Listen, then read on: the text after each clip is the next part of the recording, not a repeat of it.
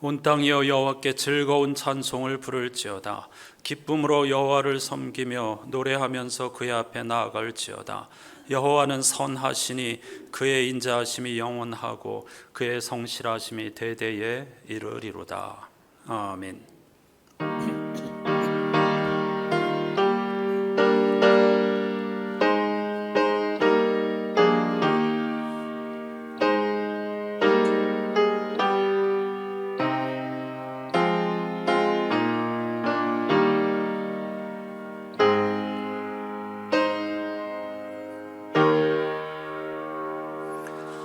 한없는 사랑으로 늘 깨어 우리를 지켜 보호해 주시고 큰 자비와 위로를 베풀어 주시는 하나님을 찬양합니다. 새로운 한 주간을 시작하는 거룩한 주일, 하나님께서 태초부터 우리의 유익을 위해서 구별하여 주신 귀한 날, 하나님을 예배하면서 시작할 수 있게 해주심을 진심으로 감사드립니다. 우리가 오늘 또 하나님을 예배하면서 한 주간을 시작할 수 있는 이유는 하나님이 선하신 분이심을 믿기 때문입니다. 또한 하나님의 인자하심이 영원하고 성실하심이 대대에 이를 것을 믿기 때문입니다. 이 믿음으로 온 땅에서 드리는 우리의 예배가 하나님 앞에 상달되게 하여 주시고, 이 예배로 말미암아 모든 피조물의 탄식이 안식을 누리고 그리고 희망을 노래할 수 있는 복된 주일과 예배가 되게 해 주시옵소서. 예수 그리스도의 이름으로 간절히 기원하옵나이다. 아멘.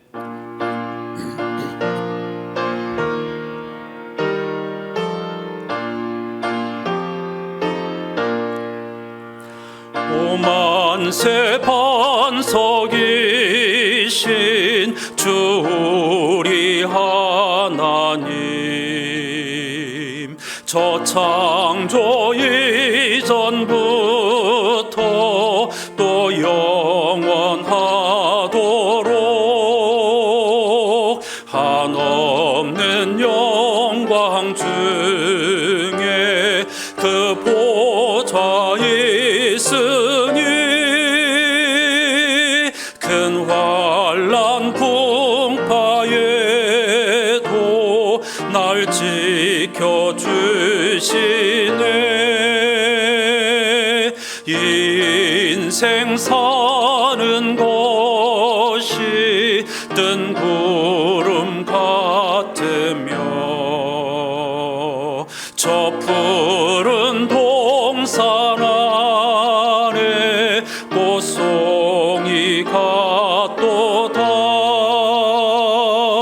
풀 위에 이슬 같고 잠 속의 꿈같이 이 세상 모든 영광 곧 사라지도다.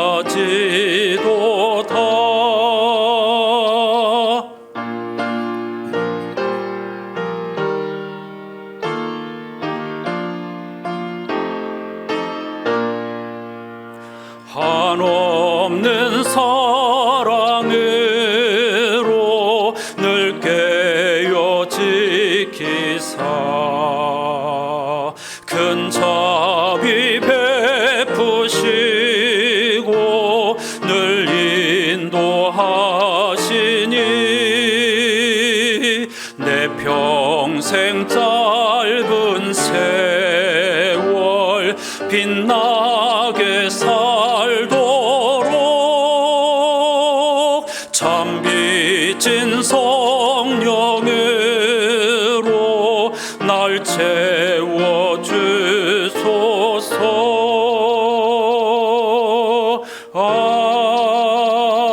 아멘. 자리에 앉으셔서 오늘 예배의 주제를 따른 공동기도를 함께 하십시다. 주 하나님, 존재하는 모든 것들을 주님께서 창조하셨습니다. 존재하는 모든 것들이 주님의 생각을 이야기해 줍니다. 살아계신 하나님, 존재하는 모든 것들이 주님의 지혜를 찬양합니다.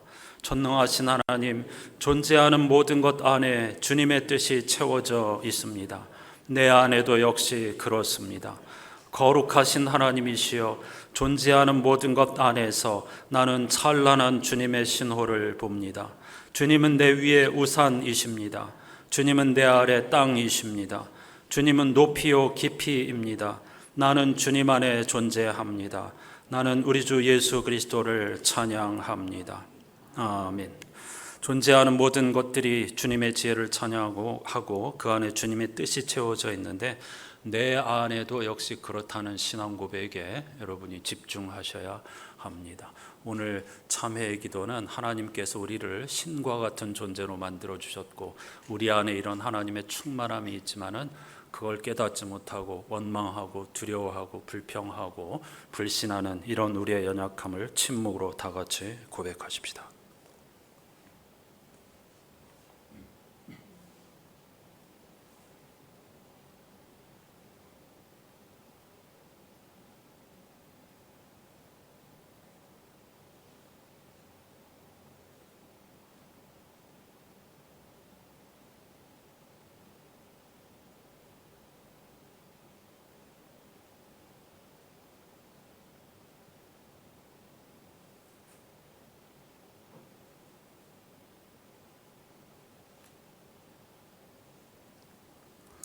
우리를 위로해 주시는 하나님의 말씀이 여기 있습니다. 내가 그들을 불쌍히 여기고 그들을 모두 고향으로 돌아오게 할 것이니 나에게 버림받은 적이 없는 사람들 같이 될 것이다. 나는 주 그들의 하나님이다. 그들이 기도할 때마다 응답하겠다. 내가 목자와 같이 휘파람을 불어서 그들을 모으겠다. 내가 이미 그들을 구원하였으니 그들이 옛날처럼 다시 번성할 것이다. 아멘.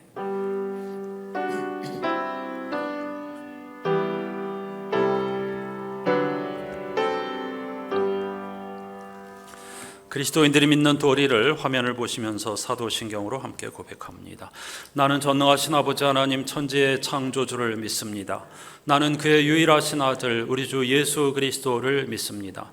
그는 성령으로 잉태되어 동정녀 마리아에게서 나시고 본디오 빌라도에게 고난을 받아 십자가에 못 박혀 죽으시고 장사된 지 사흘 만에 죽은 자 가운데서 다시 살아나셨으며 하늘에 오르시어 전능하신 아버지 하나님 우편에 앉아 계시다가 거기로부터 살아있는 자와 죽은 자를 심판하러 오십니다. 나는 성령을 믿으며 거룩한 공교회와 성도의 교제와 죄를 용서받는 것과 몸의 부활과 영생을 믿습니다. 아멘. 이번 주 성서일과표에 포함된 시편 45편 말씀을 교독합니다. 딸이여 듣고 보고 귀를 기울일지어다. 네 백성과 네 아버지의 집을 잊어버릴지어다.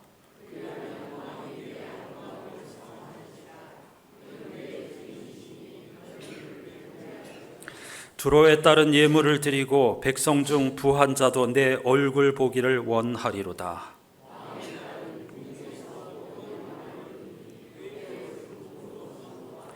수놓은 옷을 입은 그는 왕께로 인도함을 받으며 시종하는 친구 처녀들도 왕께로 이끌려갈 것이라.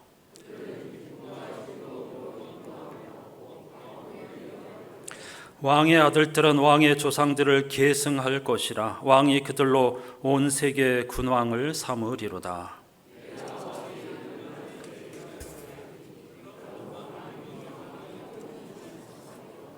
아멘.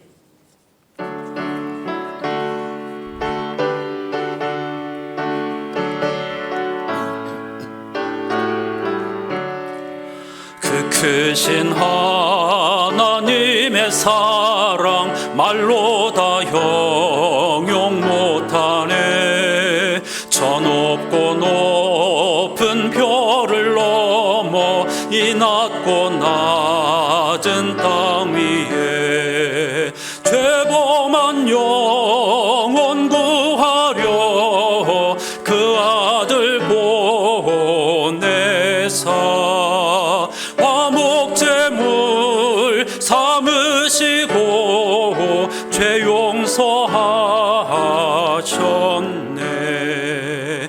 하나님 크신 사랑은 증량 다 못하네. 영원히 변치 않는 사랑 성도여 찬양.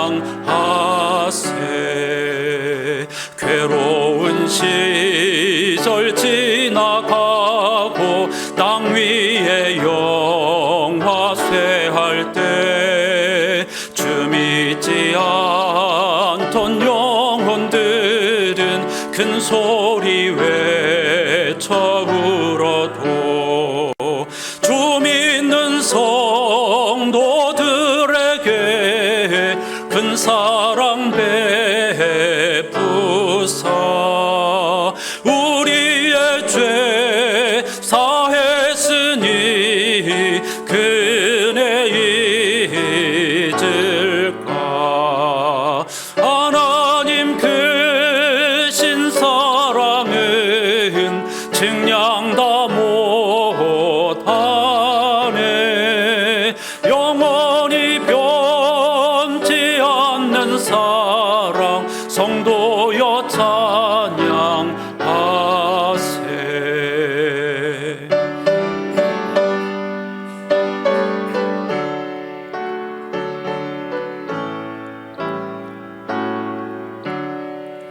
하늘을 두루마리 삼고 바다를 먹물 삼아도 한없는 하나님의 사랑 닿기로 갈 수 없겠네.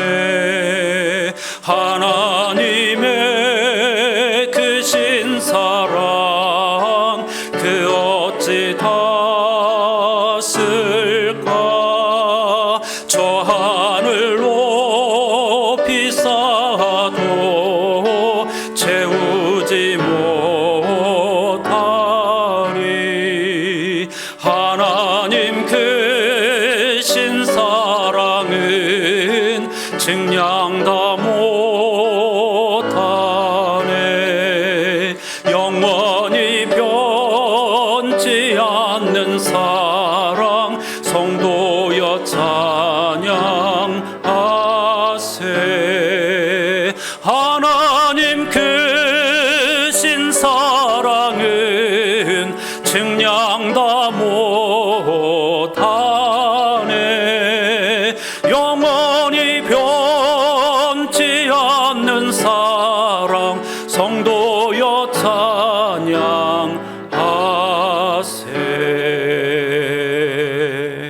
할렐루야.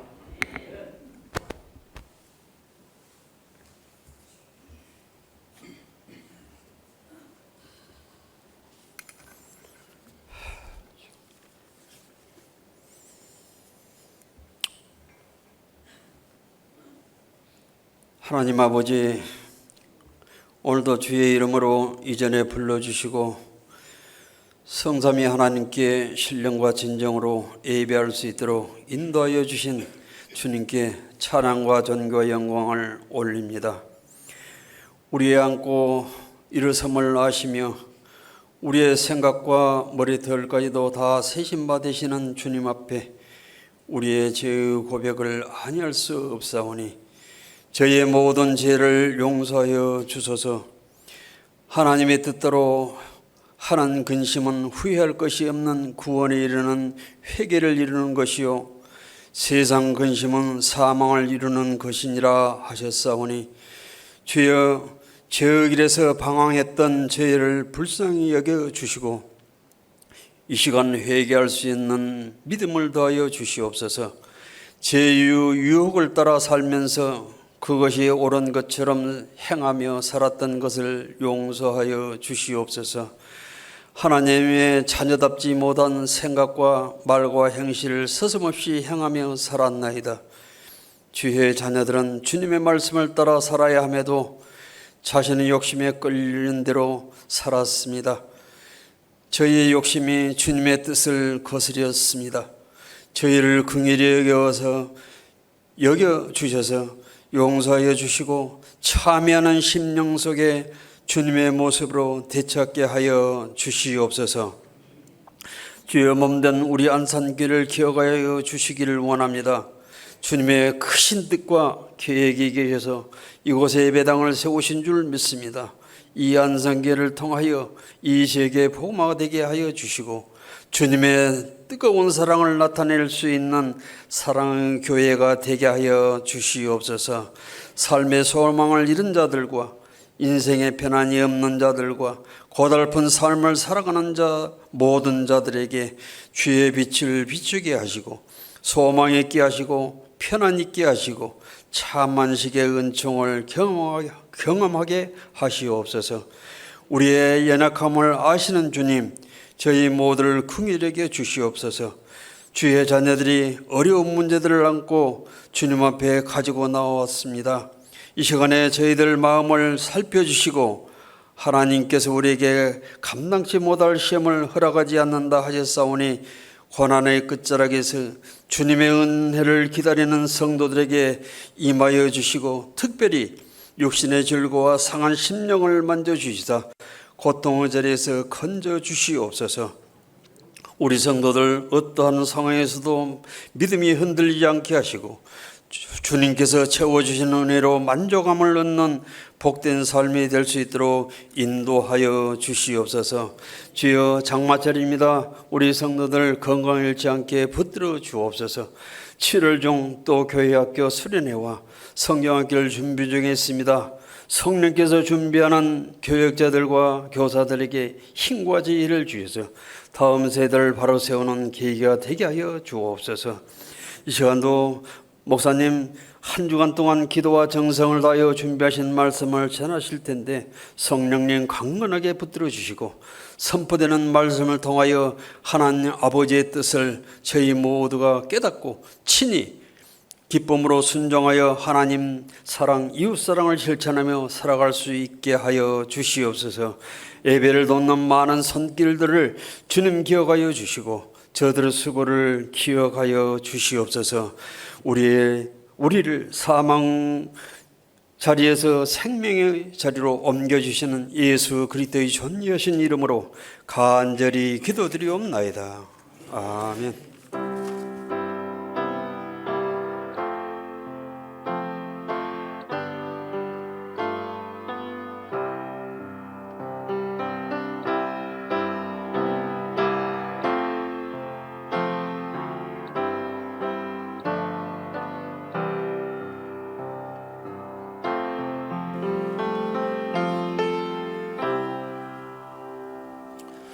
모두 자리에서 일어나셔서 오늘 우리에게 주시는 하나님의 말씀을 경청하겠습니다. 성령 강림절 후 6번째 주일에 주시는 하나님의 말씀은 신약성서 로마서 7장 24절과 25절입니다. 오늘은 메시지 성서로 읽겠습니다. 내가 할 수 있는 일을 무엇이든 해보았지만 결국 아무 소용이 없습니다. 나는 벼랑 끝에 서 있습니다. 이런 나를 위해 무엇인가 해줄 수 있느니 누구 없습니까? 정말 던져야 할 질문은 바로 이런 것이 아닙니까? 감사하게도 답이 있습니다. 바로 예수 그리스도께서 그 같은 일을 하실 수 있고 또 하신다는 것입니다. 아멘. 자리에 앉으시기 바랍니다. 오늘 예배 주제를 따라 은혜에 관련된 찬양을 영상으로 함께 하십시다. 은혜 아니면.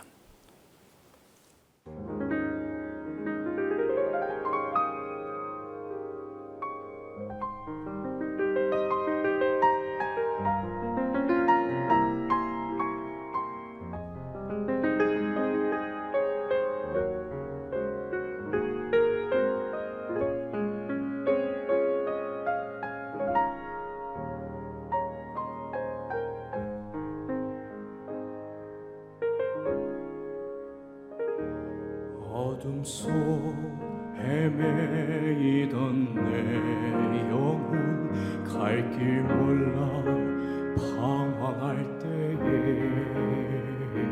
주의 십자가 영광의 그 빛이 나를 향해 비추어 주셨네. 주홍빛보다 더 붉은 내 전 그리스도의 피로 씹히어 완전한 사랑 주님의 은혜로 새 생명 주께 얻었네. 은혜 아니면 나서지 못하네. 십자가의 그 사랑 능력 아니면 나서지 못하네. 은혜 아니면 나서지 못하네. 놀라운 사랑 그네 아니면 나서지 못하네.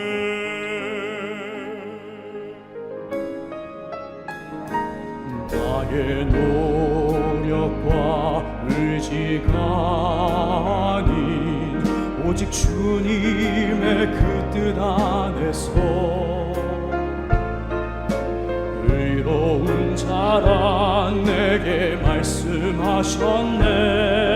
완전하신 은혜로 은혜 아니면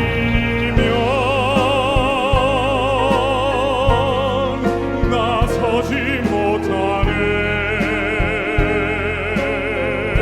십자가의 그 사랑 능력 아니면 나서지 못하네. 은혜 아니면 나서지 못하네.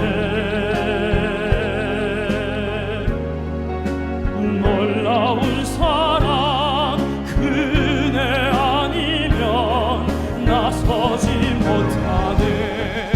이제 나 사는 것 아니요 오직 예수 내 안에 살아계시니. 나의 능력 아니면 주의 능력으로 이제 주와 함께 살리라. 오직 은혜로 나 살아가리라. 십자가의 그 사랑 주의 능력으로 나를 서리라. 주의 은혜로 나 살아가리라.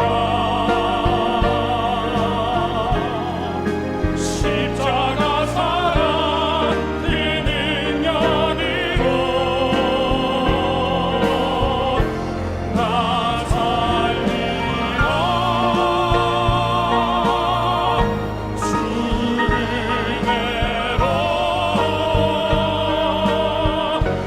나 살리라.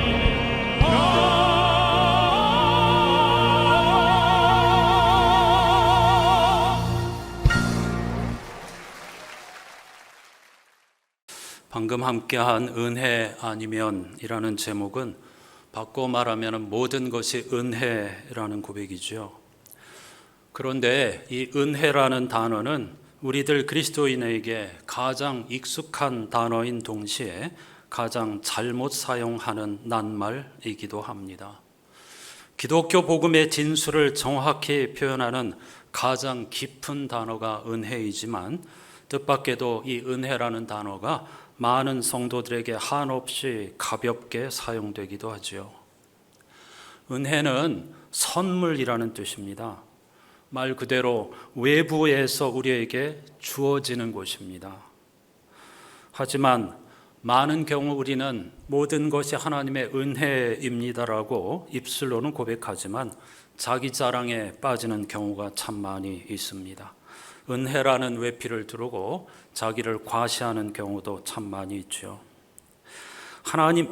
우리에게 하나님의 은혜가 임한다는 것은 인간의 힘으로 이룰 수 없는 것들이 선물로 주어진다는 뜻입니다.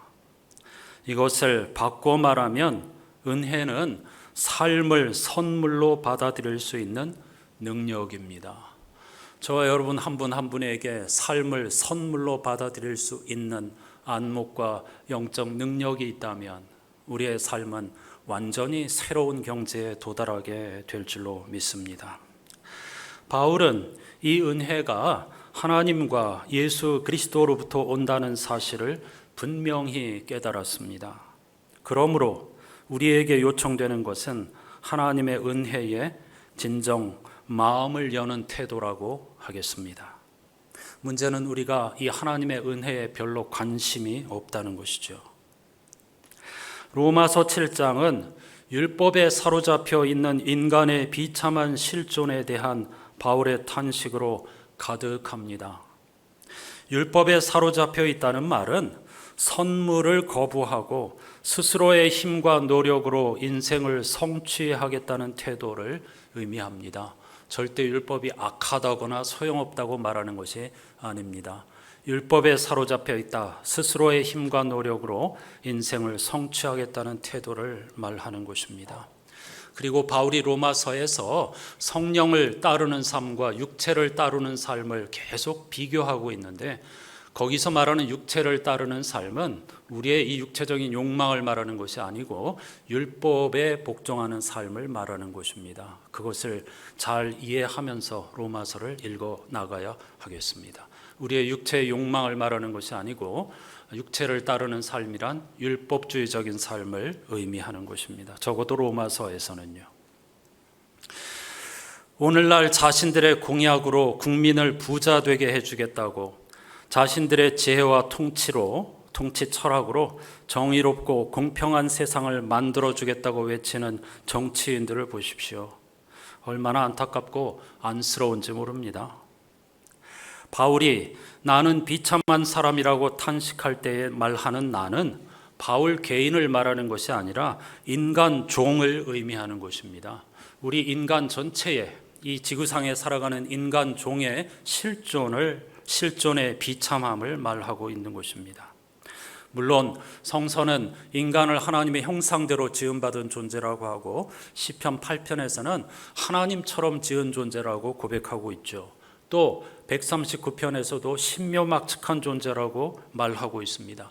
그런 면을 폄훼하는 것이 아닙니다. 다른 차원에서 인간 실존의 비참함을 지금 사도 바울이, 그러니까 아까 말씀드린 것처럼 스스로의 노력과 지식과 힘으로 구원을 성취하려고 하는 자기 자신의 인생을 완성하려고 하는 전혀 불가능한 일을 추구하고 있는, 거기에 노예가 되어 있는 인간의 비참한 실존을 말하고 있는 것입니다. 따라서 서로 충돌하는 것이 아니라는 사실을 아셔야 하겠습니다. 바울의 탄식은 스스로를 구원할 수 없는 가련한 인간 실존에 대한 탄식입니다. 그럼에도 불구하고 눈이 멀어서 그걸 보지 못하고 계속 그것을 추구하는, 그리고 가능하다고 착각하는 그러한 사람들의 몸부림을 말하는 것이죠. 하지만 이 긴 7장의 바울의 탄식은 사실은 25절 한 문장을 낳기 위한 산고의 고통이라고 보아야 합니다.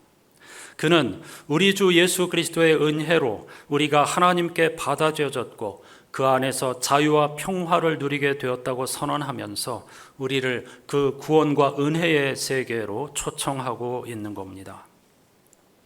바울이 우리 주 예수 그리스도의 은혜를 말하기 전에 이렇게 길게 인간 실존의 비극에 대해 탄식하는 이유가 있습니다.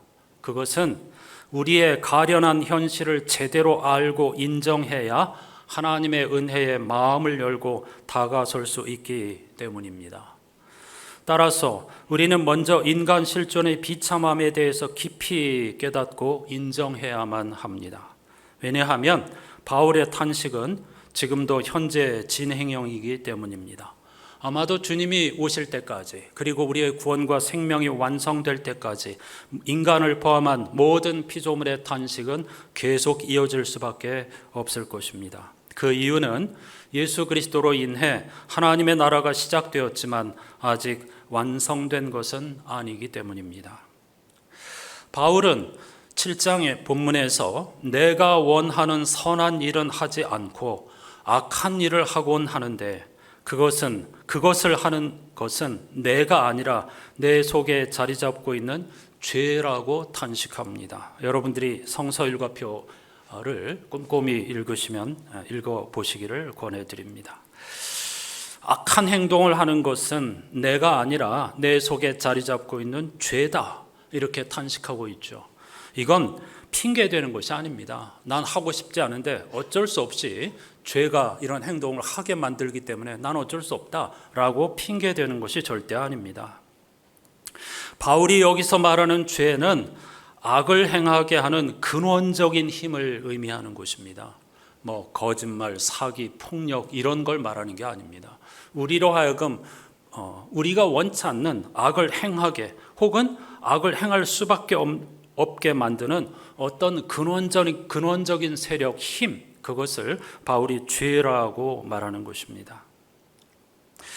러시아의 우크라이나 침공 500일이 지났습니다.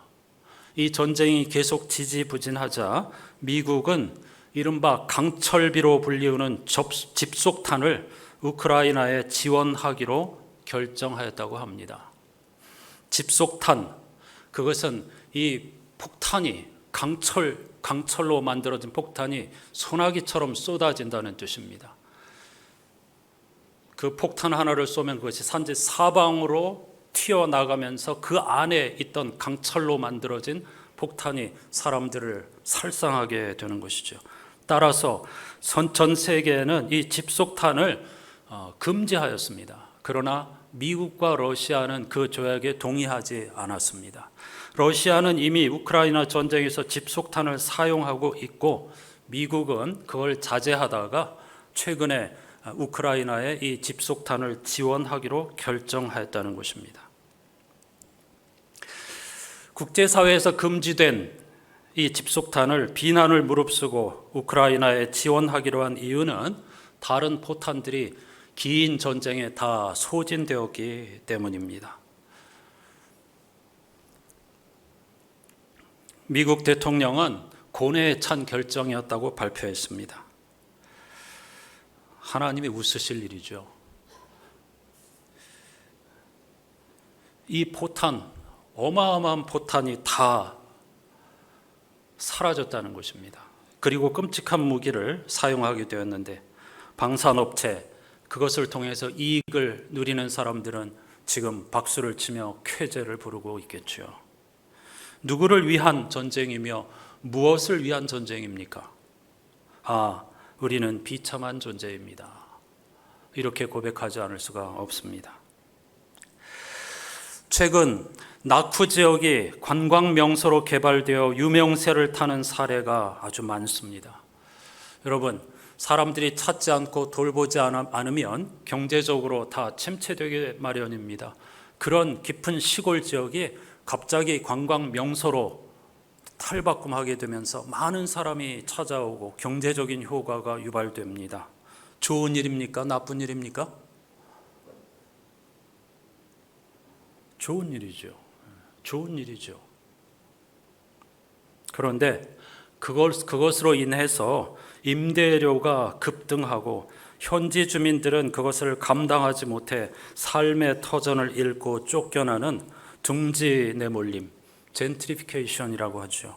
이 둥지 내몰림 현상이 우리나라뿐 아니라 전 세계, 선진국, 후진국 할 것 없습니다. 국제 뉴스를 보면 이런 현상이 전 세계적으로 퍼져가고 있습니다. 여러분, 무엇이 선이고 무엇이 악입니까? 그걸 어떻게 우리가 판단할 수가 있습니까?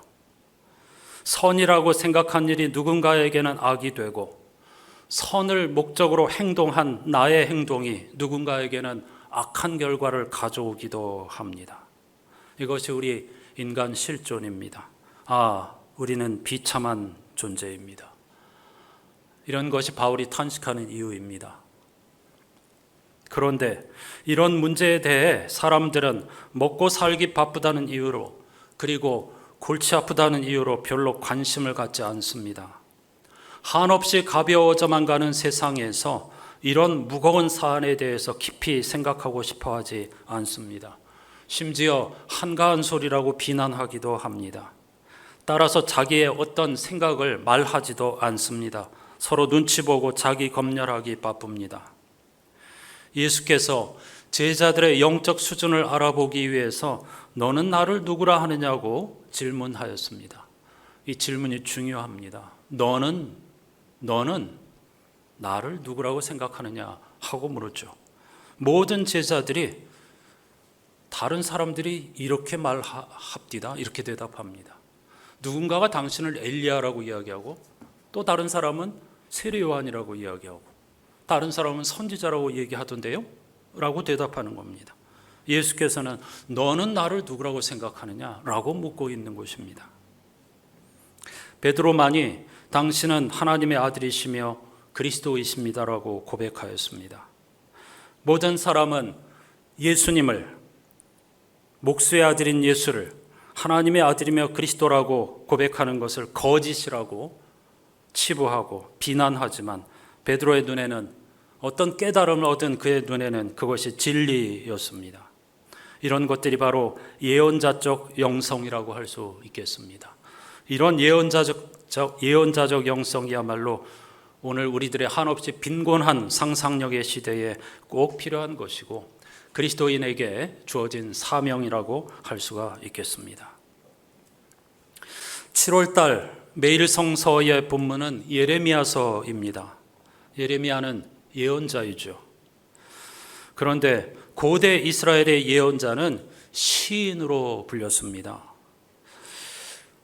우리말 번역으로는 그냥 예언자 혹은 선지자 단어가 하나밖에 없지만은 히브리 말로 예언자라고 하는 단어는 크게 세 가지의 뜻이 있습니다.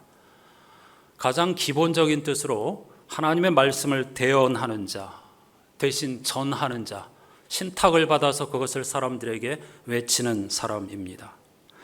예언자라고 하는 단어를 오해하여서 미래의 일들을 점쟁이처럼 미리 알려주는 자라고 생각하는 사람들이 교우들 가운데도 많은데 히브리 예언자에게는 그런 기능은 전혀 없습니다. 미래의 일을 알려준 자가 아닙니다.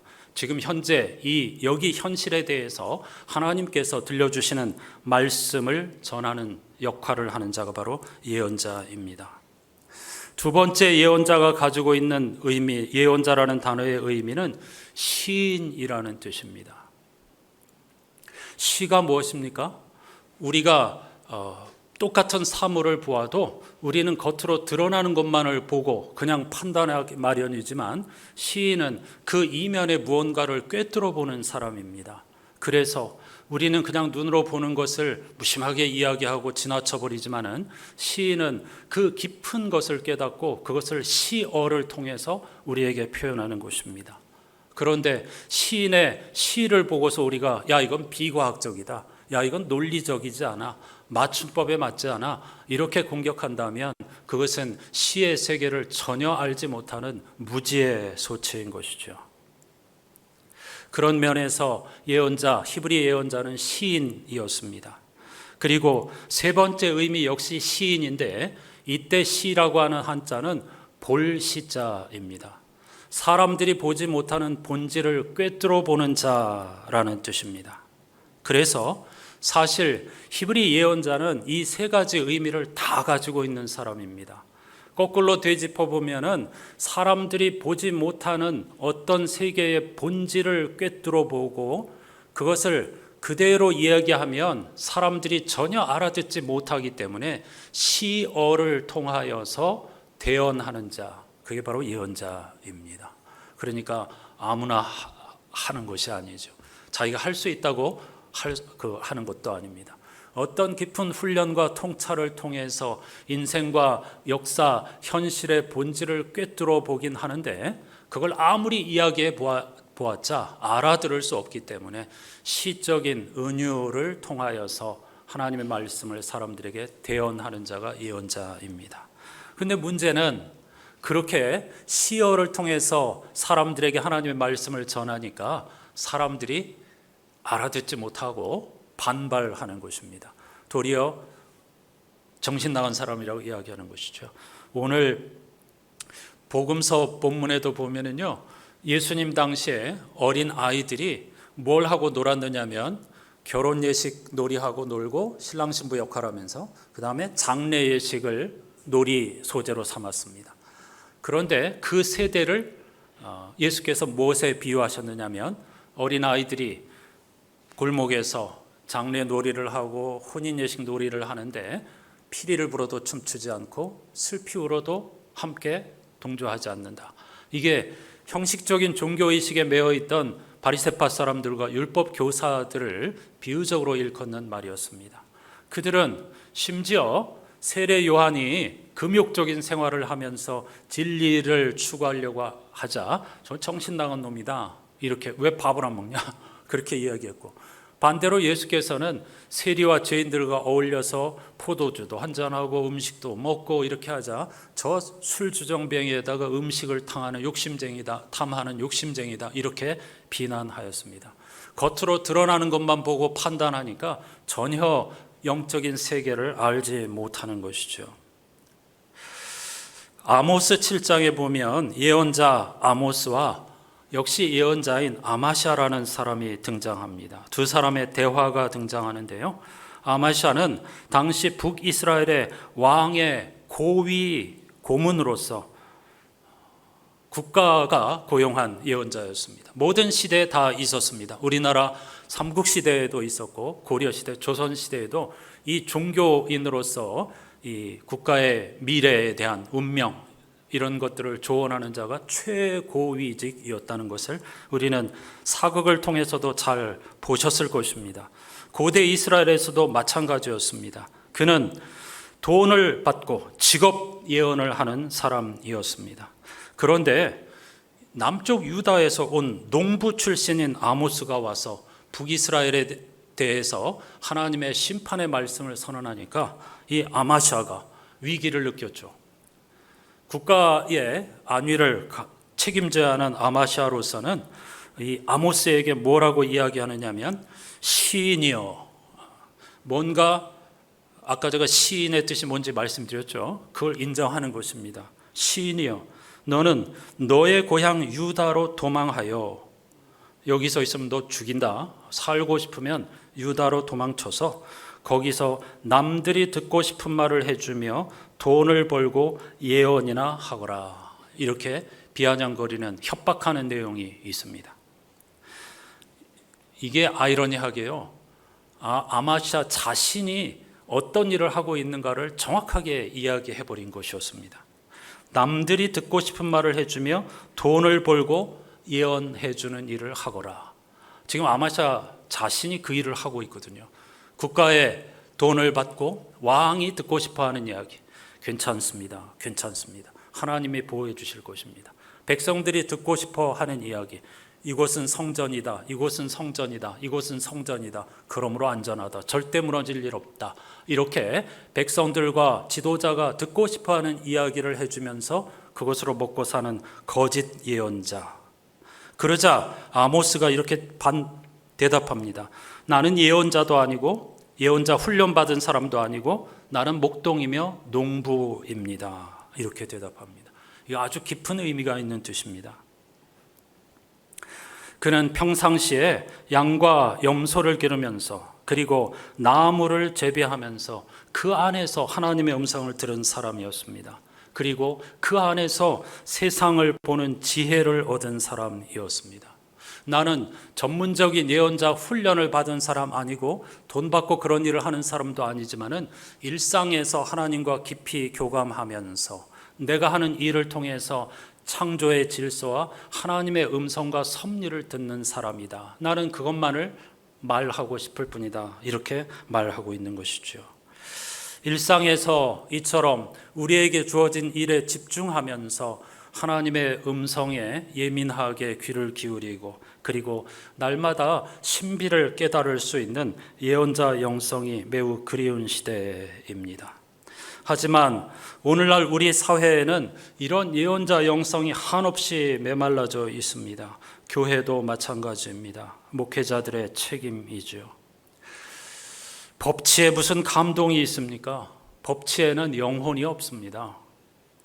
정치, 경제, 사회 모든 영역에서 영적 상상력의 빈곤, 다른 말로 하면 거룩의 상실이 우리들의 현대인의 영혼을 깊이 병들게 하고 한없이 곤고하고 피곤하게 하는 것입니다. 원자력 오염수 방류 문제로 계속 나라가 어지러운데 거기에 찬성하는 분들은 과학적인 근거를 대고 있습니다. 맞습니다. 그들이 주장하는 것처럼 과학적 이론으로는 문제가 없을 수도 있습니다. 문제가 안 일어날 수도 있고 사람들이 걱정하는 사고가 안 일어날 수도 있습니다.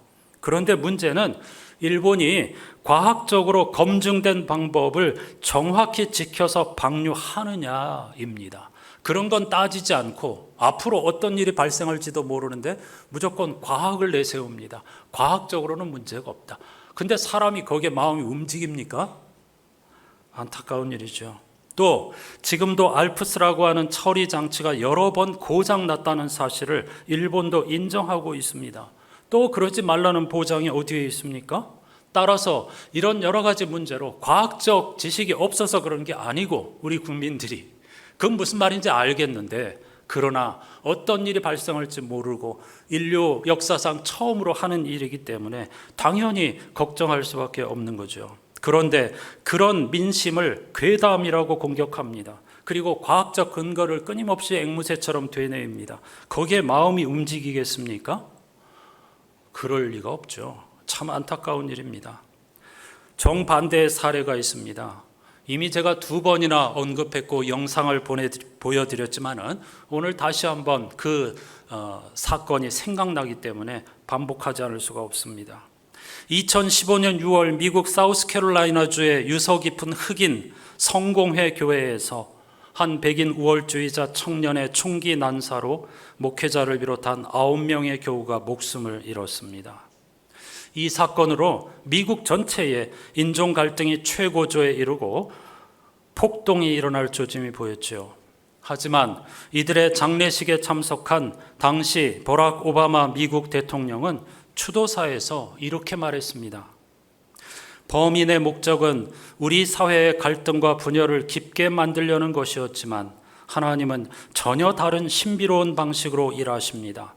그는 자신의 범죄의 목적은 잘 알았지만 자신이 하나님의 도구가 되고 있다는 사실은 전혀 몰랐습니다. 그는 피해자 가족들이 자신을 용서하리라는 것도 이 일로 사람들이 자기 성찰과 반성을 하리라는 것도 상상을 하지 못했을 겁니다. 이렇게 우리는 피해자의 고통에 동참하고 변화를 위한 선택을 함으로써 하나님의 은혜를 드러냅니다. 우리가 만일 그 은혜에 닿을 수만 있다면 모든 것이 변할 수 있습니다. 그리고 이렇게 찬양하였습니다. Amazing grace.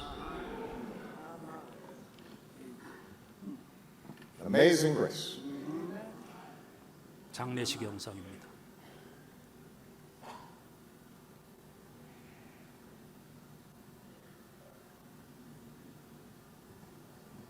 Amazing grace. How sweet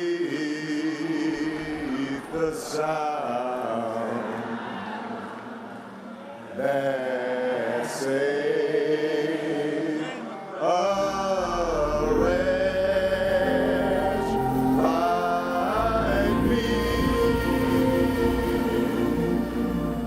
I was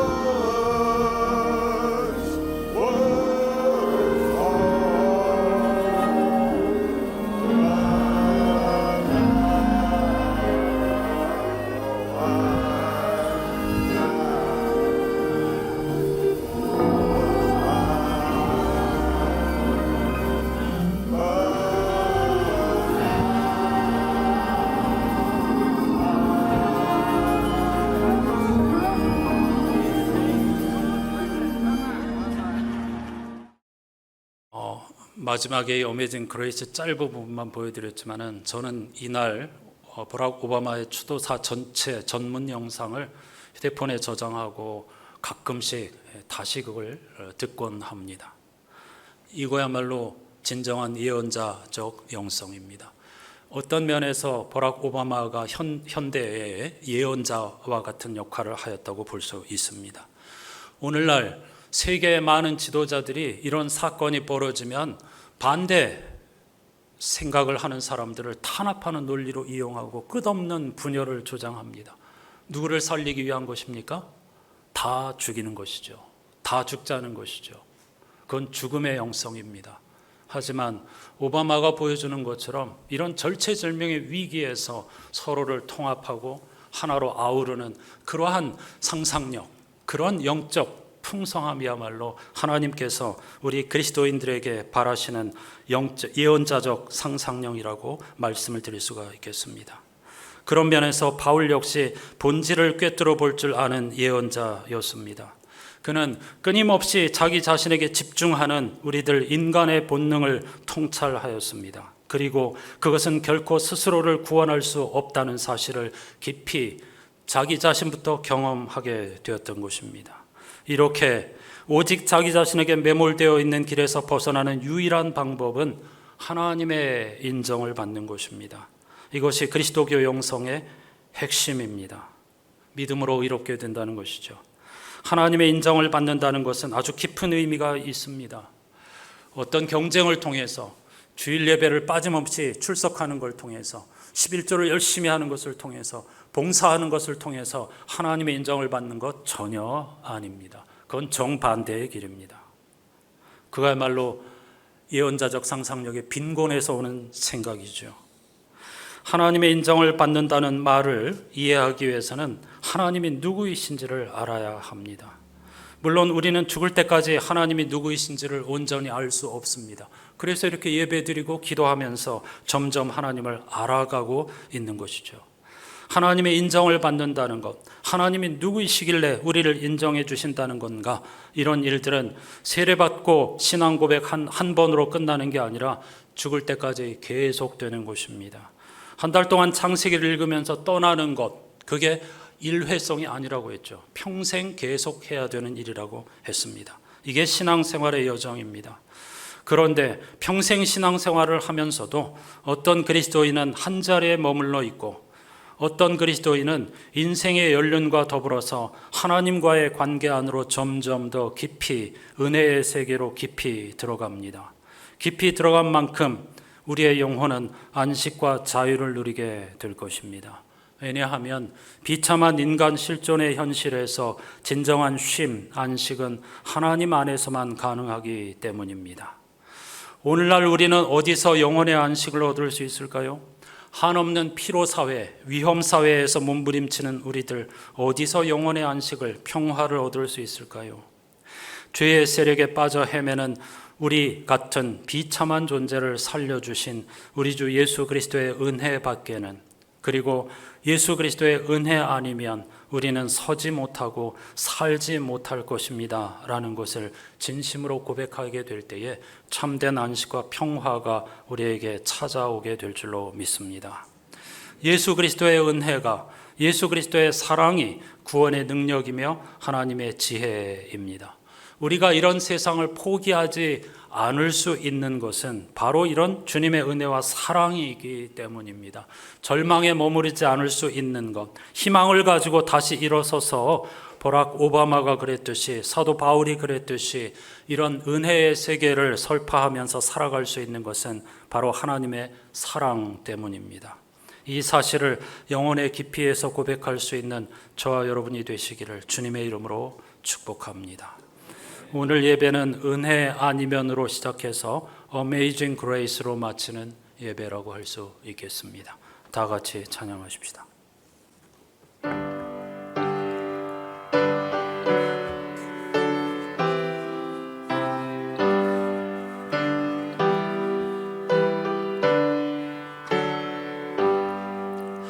나 같은 죄인 살리신 주의 놀라워 이뤘던 생명 찾았고 광명을 얻었네. 큰 죄악에서 건지신 주의 고마워. 나 처음 믿은 그 시간 귀하고 귀하다. 이제껏 내가 산 것도 주님의 은혜로, 또 나를 장차 본향에 인도해 주시리.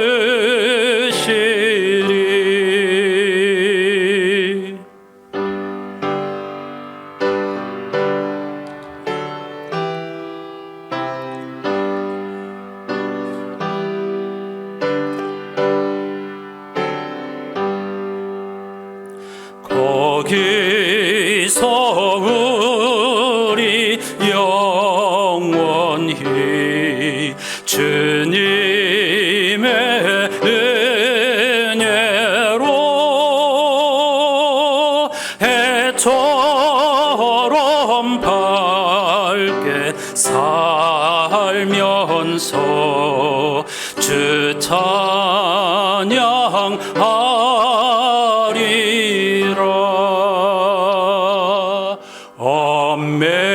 Amazing grace, how sweet the sound that saved a wretch like me. I once was lost, but now am found. Was blind, but now I see. 한 번 더. Amazing grace, how sweet the sound that saved a wretch like me. I once was lost, but now am found. Was blind, but now I see. 그렇습니다. 우리는 본질을 꿰뚫어 보지 못하는 자였습니다. 그러나 우리는 예수 그리스도를 통하여서 생명의 세계, 구원의 세계를 보게 되었습니다. 전에는 버림받은 자, 잃어버린 자였지만 지금은 하나님의 은혜 안에 발견되어지고 받아들여진 자가 되었습니다. 비참한 운명에 처한 우리를 살려주신 놀라운 은총, 그리고 가장 아름다운 소식, 여기에 우리의 삶을 걸 수 있는 저와 여러분이 되시기를 주님의 이름으로 축복합니다. 다 같이 은혜의 세계에 평생 더 깊이 관심을 가지고 한 걸음 더 들어가고 우리의 삶을 선물로 받아들일 수 있는 영적 안목과 예언자적 상상력을 주십시오. 그로 말미암아 세상을 이롭게 하는 나의 인생이 되고 우리 교회가 되게 해 주십시오. 다 같이 기도하십시다. 하나님 아버지 감사합니다. 장마가 이어지고 있는, 그리고 폭염이 번갈아가고 있는 그러한 시절을 살고 있지만 그럼에도 불구하고 놀라운 하나님의 은혜, 그리고 은혜 아니면 우리가 살 수 없다는 신앙 고백으로 오늘 또 예배하면서 한 주간을 힘차게 출발할 수 있게 해주시니 진심으로 감사드립니다. 은혜는 내가 해야 할 일을 하지 않고 하나님께 미루는 핑계가 아닙니다. 아무것도 하지 않고 다 잘되게 해주시리라는 맹목적인 신앙 고백도 아닙니다. 은혜는 인간이 할 수 없는 일을 오직 하나님께서 우리에게 선물로 베풀어 주신다는 것이고, 우리의 일상을 선물로 받아들일 수 있는 영적 안목이 바로 은혜입니다. 그리고 그 은혜를 꿰뚫어 보면서 이 땅에서 자유와 평화를 누리며 차별과 편견과 분쟁과 갈등을 뛰어넘어서 하나님의 놀라운 은혜와 사랑의 세계, 그리고 하나님의 정의와 자비와 사랑, 긍휼이 강물처럼 흐르는 세계를 만들어가기 위한 몸부림, 그것이 바로 예언자적 상상력이며 예언자적 영성인 줄로 믿습니다. 하나님, 우리가 하나님의 은혜를 꿰뚫어 보기 위해서는 무엇보다도 우리 자신이 비참한 존재, 가련한 존재, 하나님의 구원이 필요한 존재라는 사실을 인정해야만 합니다. 이것은 인간의 실존을 한착해 보는 것이 결코 아닙니다. 오히려 그것을 제대로 꿰뚫어 보는 것이며 정직하고 겸손하게 인정하는 것이고, 어떤 인간의 제도나 어떤 법이나 어떤 율법이나 어떤 지혜나 어떤 정치, 어떤 능력도 인간을 구원할 수 없다는 사실, 어떤 물질도 지식도 인간을 구원할 수 없다는 사실을 겸허히 인정하고, 오직 하나님의 지혜요 하나님의 능력인 우리 주 예수 그리스도의 십자가 은혜와 사랑만이 우리를 살게 하고, 그리고 사람과 모든 이 피조 세계를 살린다는 사실을 기억하면서 예언자적 상상력과 영성을 가지고 우리의 남은 생애를 펼쳐갈 수 있고, 거기에 집중하는 우리 안산의 교우들이 되어서 사람을 살리는 어부리들이 될 수 있도록 인도해 주시옵소서.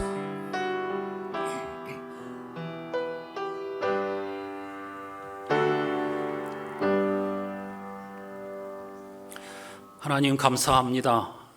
이렇게 하나님 앞에 엎드려 예배드리면서 한 주간을 시작할 수 있는 것 주님의 은혜인 줄로 믿습니다. 하루하루의 삶이 주님의 은혜인 줄로 믿습니다. 은혜는 결코 싸구려 외침이 아닙니다. 하나님께 모든 것을 미루거나 핑계하는 그런 가벼운 입술의 고백이 아닙니다. 은혜는 인간이 할 수 없는 일, 하나님만이 하실 수 있는 일이 선물로 우리에게 주어졌다는 고백입니다.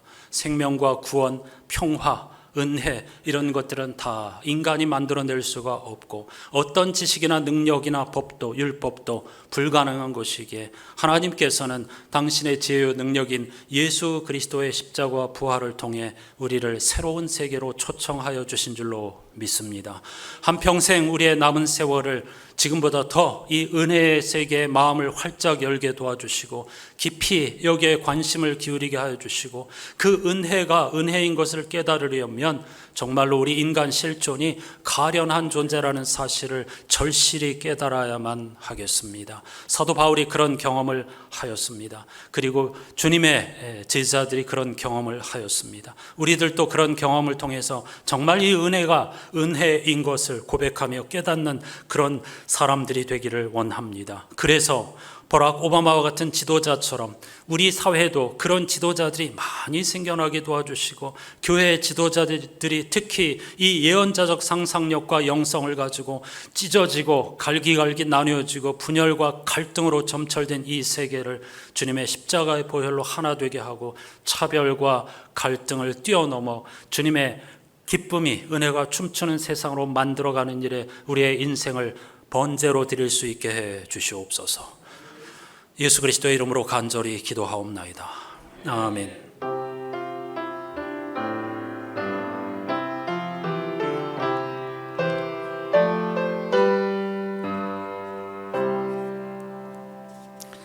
오늘 이렇게 인사하십시다. 모든 것이 주님의 은혜입니다. 이런 고백할 때 조심하셔야 됩니다. 가볍게 던지는 그런 인사가 아닙니다. 우리가 할 수 없는 이 일들을, 불가능한 일들을 주님께서 해결해 주셨다. 우리가 그래서 하나님께 받아들여졌다. 그런 것을 고백하는 그 표현이라는 사실을 꼭 아셔야 하겠습니다. 인쇄소에서 주보를 보내오질 않았습니다. 백방으로 연락을 취했는데 통화도 안 되고, 처음 있는 일인데 주보 도착하지 못했습니다. 그래도 화면이 있어서 뭐 크게 불편하지는 않지만은 정성스럽게 주보를 모으시면서 늘 말씀 다시 읽고 하시는 분들을 위해서 다음 주에 주보 필요하신 분들 가져가실 수 있도록 같이 준비해 놓겠습니다.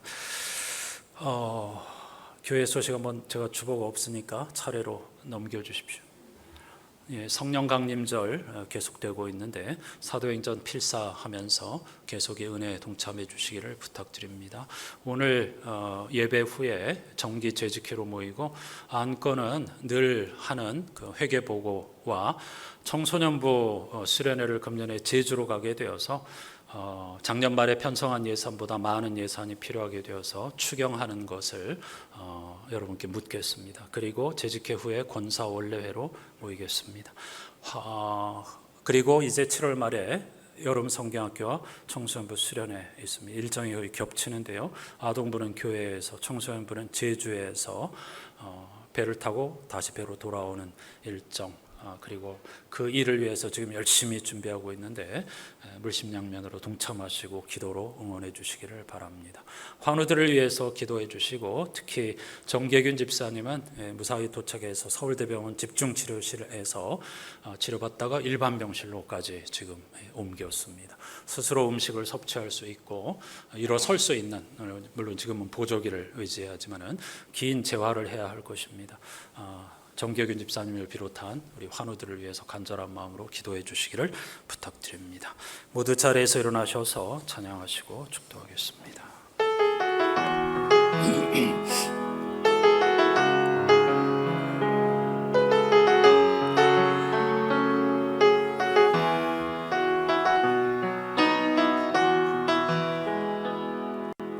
이 세상을 살아가는 동안에 나의 힘을 의지할 수 없으니 기도하고 낙심하지 말 것은 주께서 참 소망이 되심이라. 하나님의 꿈이 나의 비전이 되고 예수님의 성품이 나의 인격이 되고 성령님의 권능이 나의 능력이 되길 원하고 바라고 기도합니다.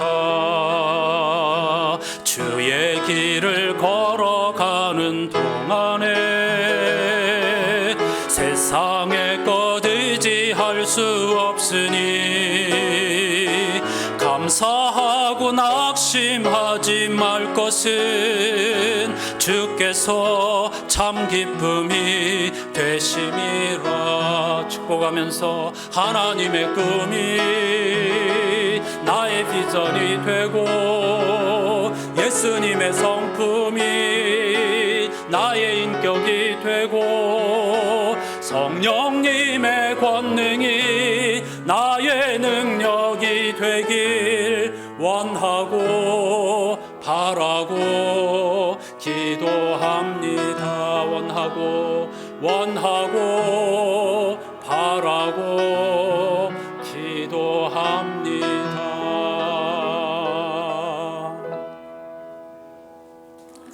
내가 할 수 있는 일을 무엇이든 해보았지만 결국 아무 소용이 없습니다. 나는 벼랑 끝에 서 있습니다.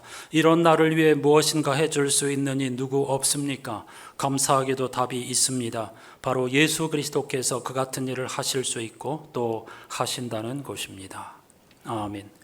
우리 구주 예수 그리스도의 은혜와 하나님 아버지의 사랑과 성령님의 말로 닿을 수 없는 탄식과 교제가 나는 비참한 인간입니다 라는 이런 고백을 기초로 우리 주 예수 그리스도의 은총으로 말미암아 하나님의 은혜의 세계에 받아들여졌고 그로 인하여 평화를 누리게 되었다는 고백으로 남은 생애를 살며 향기로운 은혜의 전도자가 되기로 다짐하는 모든 예배자들의 삶의 자리에 영원히 함께해 주시옵기를 간절히 축원하옵나이다. 아멘.